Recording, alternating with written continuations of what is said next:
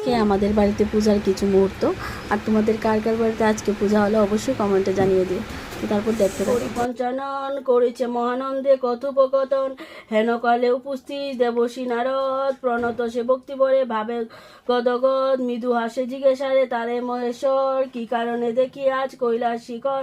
নারদ বলে দেব দুঃখী অন্তর, জগতের দুঃখ দেখে ভাবি অতপর মকা পায়।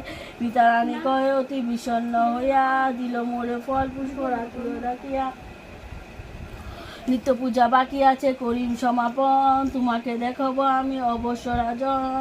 দীপ বলে নিত্য পূজা। তো তারপর আমরা পান বাসাতে চলে যাচ্ছি, পান বাসার মুহূর্তে।